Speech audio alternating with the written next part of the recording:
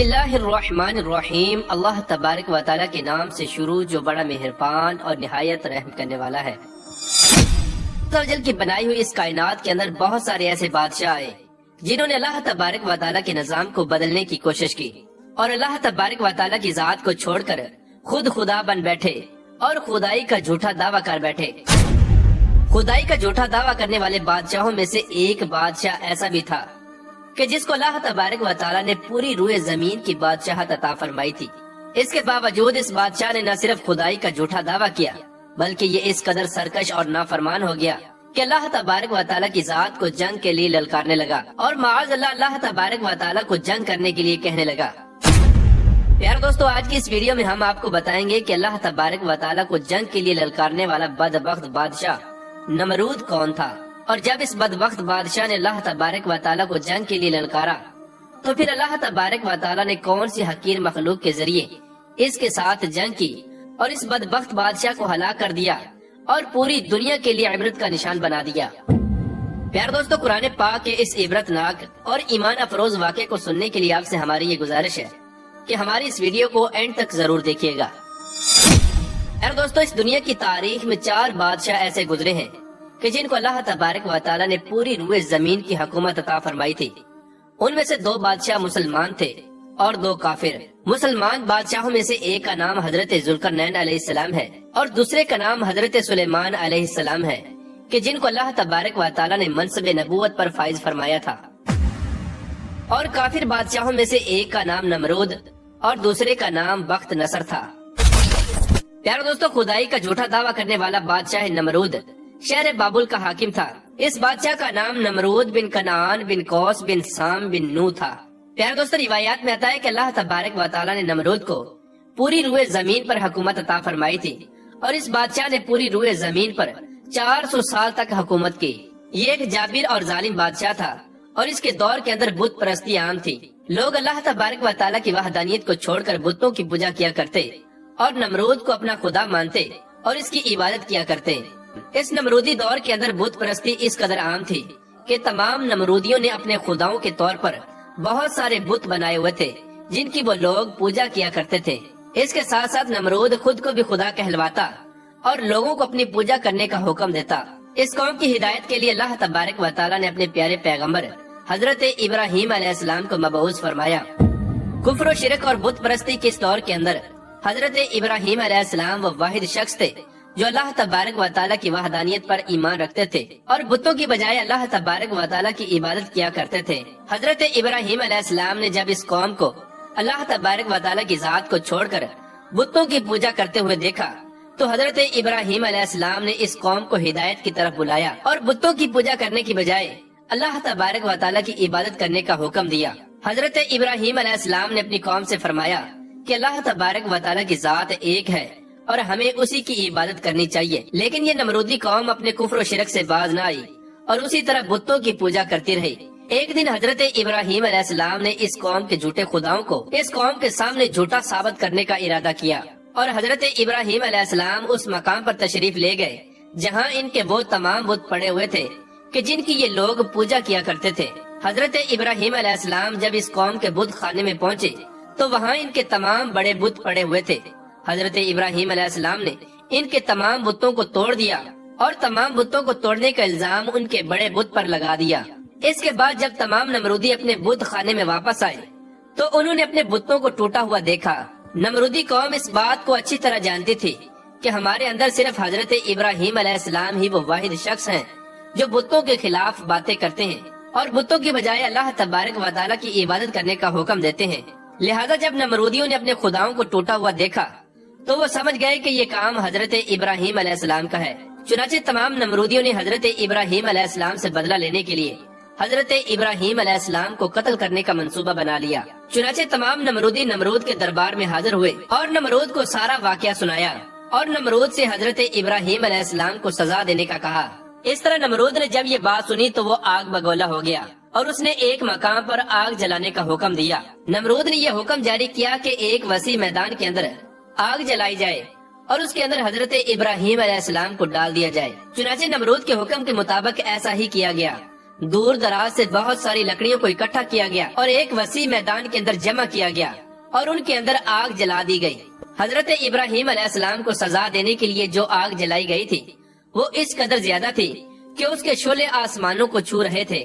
پیارے دوستو، جب نمرود کے حکم کے مطابق ایک وسیع میدان کے اندر آگ کو جلا دیا گیا تو اس کے بعد حضرت ابراہیم علیہ السلام کو اس آگ کے اندر ڈال دیا گیا۔ جیسے ہی حضرت ابراہیم علیہ السلام اس آگ کے اندر تشریف لائے تو اللہ تبارک و تعالیٰ نے فوراً آگ کو حکم دیا کہ اے آگ تو حضرت ابراہیم علیہ السلام پر ٹھنڈی اور سلامتی والی ہو جا۔ تو وہ آگ اللہ تبارک و تعالیٰ کے حکم کے مطابق حضرت ابراہیم علیہ السلام پر ٹھنڈی اور سلامتی والی ہو گئی۔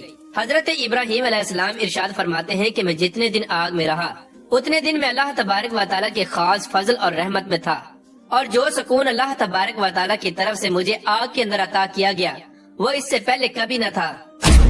پیارے دوستو، کچھ دنوں کے بعد حضرت ابراہیم علیہ السلام اس آگ سے زندہ باہر تشریف لے آئے۔ یہ منظر دیکھ کر تمام نمرودی حیران رہ گئے، لیکن اس کے باوجود نمرود اور نمرودی قوم اللہ تبارک و تعالیٰ کی وحدانیت پر ایمان نہ لائی اور اسی طرح اپنی بت پرستی کے اندر مبتلا رہی۔ لیکن اس کے باوجود حضرت ابراہیم علیہ السلام اپنے عہد سے پیچھے نہ ہٹے اور مسلسل اپنی قوم کو حق کی دعوت دیتے رہے۔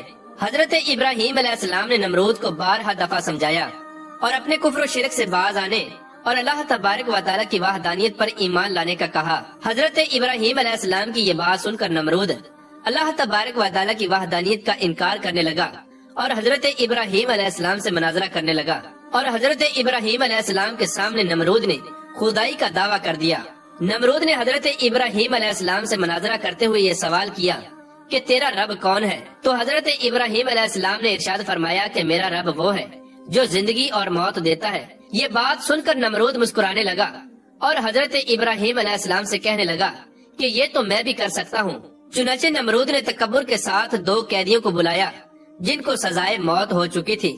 ان میں سے ایک کو نمرود نے قتل کر دیا اور دوسرے کو آزاد کر دیا، اور اس طرح نمرود تکبر کے ساتھ حضرت ابراہیم علیہ السلام سے کہنے لگا کہ دیکھو میں نے ایک کو زندگی دے دی اور ایک کو موت دے دی۔ اس طرح نمرود حضرت ابراہیم علیہ السلام کے سامنے اپنے آپ کو خدا کہنے لگا اور اپنی خدائی کی باطل دلیلیں پیش کرنے لگا۔ اس کے بعد نمرود پھر حضرت ابراہیم علیہ السلام سے پوچھنے لگا کہ حقیقی خدا تو میں ہوں، بتا تیرا خدا کون ہے؟ اس کے بعد حضرت ابراہیم علیہ السلام نے نمرود کو اس کی عقل کے مطابق جواب دیا کہ میرا رب وہ ہے جو سورج کو مشرق سے طلوع کرتا ہے اور مغرب میں غروب کرتا ہے۔ اگر تو سچا خدا ہے تو سورج کو مغرب سے طلوع کر کے دکھا۔ چنانچہ جب نمرود نے حضرت ابراہیم علیہ السلام کی یہ بات سنی تو اس کا رنگ اڑ گیا اور وہ لاجواب ہو گیا، اور اس طرح نمرود لاجواب ہو کر اپنی پوری قوم کے اندر ذلیل و رسوا ہو گیا۔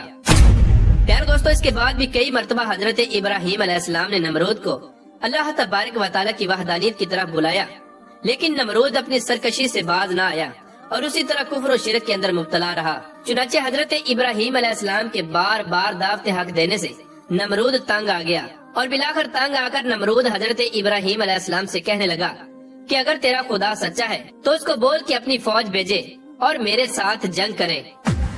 چنانچہ جیسے ہی نمرود نے حضرت ابراہیم علیہ السلام کے سامنے یہ بکواس کی تو فوراً حضرت جبرائیل علیہ السلام حضرت ابراہیم علیہ السلام کی بارگاہ میں حاضر ہوئے اور حضرت ابراہیم علیہ السلام سے کہنے لگے کہ اللہ تبارک و تعالیٰ کا لشکر جنگ کے لیے تیار ہے۔ حضرت جبرائیل علیہ السلام کی یہ بات سن کر حضرت ابراہیم علیہ السلام نمرود سے یہ کہنے لگے کہ اللہ تبارک و تعالیٰ کا لشکر جنگ کے لیے تیار ہے۔ چنانچہ حضرت ابراہیم علیہ السلام کی یہ بات سن کر نمرود حضرت ابراہیم علیہ السلام سے کہنے لگا کہ مجھے 3 دن کی مہلت دی جائے تاکہ میں اپنی جنگ کی تیاری کر سکوں۔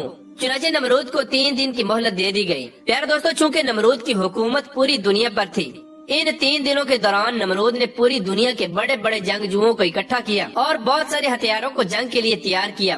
اس طرح جب نمرود نے 3 دن کے اندر اندر اپنی تمام تیاری مکمل کر لی، اس کے بعد نمرود حضرت ابراہیم علیہ السلام کو تکبر کے ساتھ للکار کر کہنے لگا کہ ہماری فوج جنگ کے لیے تیار ہے، اپنے رب سے کہو کہ اپنی فوج کو بھیجے اور ہمارے ساتھ جنگ کرے۔ نمرود کی یہ بات سن کر حضرت ابراہیم علیہ السلام نے اللہ تبارک و تعالیٰ کی بارگاہ میں دعا کی تو اللہ تبارک و تعالیٰ نے مچھروں کی ایک فوج کو بھیجا۔ ان مچھروں کی تعداد اس قدر زیادہ تھی کہ وہ مچھر پورے آسمان پر پھیل گئے۔ اللہ تبارک و تعالیٰ نے ان مچھروں کو نمرودی فوج پر مسلط کر دیا۔ یہ مچھر اللہ تبارک و تعالیٰ کے حکم سے دیکھتے ہی دیکھتے نمرودی فوج کا گوشت کھا گئے اور ان کا خون پی گئے۔ اس وقت تمام نمرودی فوج کی ہڈیاں ہی ہڈیاں باقی رہ گئیں۔ چنانچہ اس دردناک منظر کو دیکھ کر نمرود اپنے محل کی طرف دوڑا اور اپنی بیوی کے کمرے کے اندر چھپ گیا۔ اسی دوران اللہ تبارک و تعالیٰ کے حکم سے ایک لنگڑا مچھر نمرود کے گھر میں داخل ہوا۔ نمرود نے جب اس مچھر کو دیکھا تو اپنی بیوی سے کہنے لگا کہ یہ ہے وہ مخلوق کہ جس نے ہماری فوج کو ہلاک کر دیا ہے۔ چنانچہ اسی گفتگو کے دوران وہ لنگڑا مچھر اللہ تبارک و تعالیٰ کے حکم سے نمرود کی ناک میں داخل ہو گیا اور وہ لنگڑا مچھر نمرود کے دماغ کو چاٹنے لگا۔ جب وہ مچھر نمرود کے دماغ کو چاٹتا تو اس سے نمرود کو اس قدر تکلیف ہوتی کہ نمرود اپنے سر کو دیواروں پر مارنے لگ جاتا۔ اس طرح اللہ تبارک و تعالیٰ کے حکم سے وہ لنگڑا مچھر نمرود کے دماغ میں کئی دنوں تک رہا۔ اس وقت نمرود نے اپنے محل کے اندر یہ حکم جاری کر دیا کہ جو بھی میرے محل کے اندر داخل ہو وہ پہلے نمرود کے سر پر جوتے مارے۔ اس طرح جوتے مارنے کے بعد نمرود کو کچھ دیر کے لیے آرام محسوس ہوتا، لیکن کچھ دیر بعد پھر درد محسوس ہونا شروع ہو جاتا۔ اس طرح اللہ تبارک و تعالیٰ نے نمرود کو ایک حقیر اور لنگڑے مچھر کے ذریعے سزا دی۔ نمرود اپنے سر کو سلاخوں کے ساتھ پیٹتا رہتا، یہاں تک کہ اللہ تبارک و تعالیٰ نے اس کو دردناک موت عطا فرمائی اور یہ اپنے سر کو دیواروں پر مارتا مارتا ہلاک ہو گیا۔ وہ نمرود جو پوری دنیا پر حکومت کرنے والا بادشاہ تھا، اور وہ نمرود جو اللہ تبارک و تعالیٰ کو تکبر کے ساتھ جنگ کے لیے للکار رہا تھا، اس نمرود کو اللہ تبارک و تعالیٰ نے ایک حقیر اور لنگڑے مچھر کے ہاتھوں ہلاک کروایا اور پوری دنیا کے لیے عبرت کا نشان بنا کے رکھ دیا۔ بے شک اللہ تبارک و تعالیٰ ہر چیز پر قادر ہے۔